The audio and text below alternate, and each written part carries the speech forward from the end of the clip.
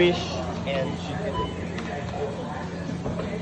Just gamay ra kaayo ni pero tanawa pinatuta na. Very expensive. Let's see.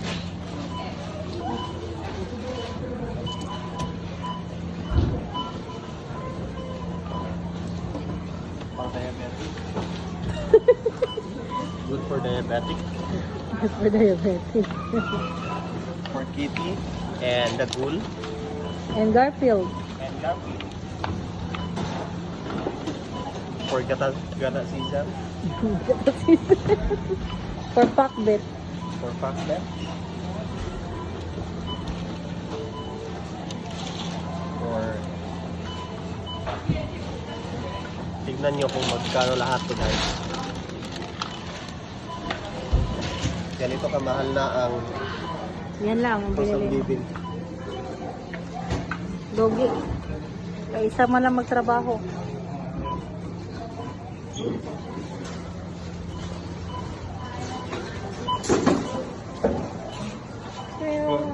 Tay.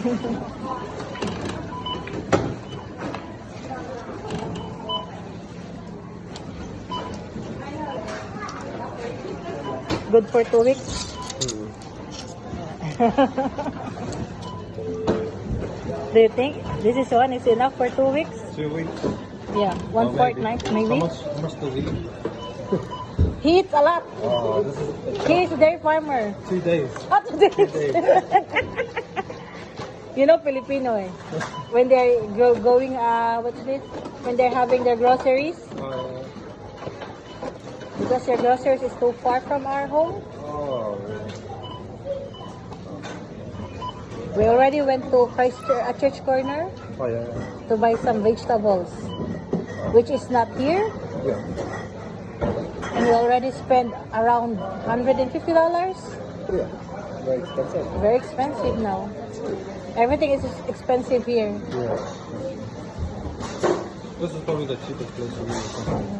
Before the meat is just only $7 for that kind of no. It's expensive. The cheapest place to eat. And how much it was? $174. Oh, I still have.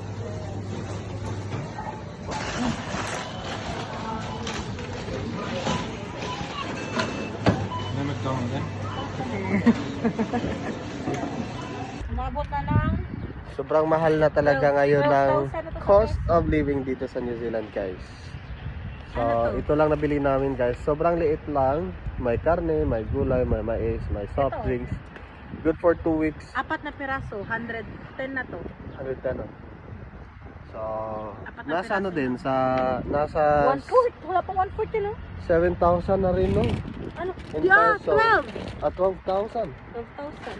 Oh my God, nasa 12,009 peso. Good for 2 weeks lang. Sobrang liit lang niya, guys. My God, grabe. Buti nga sana kung aabot to ng 2 weeks.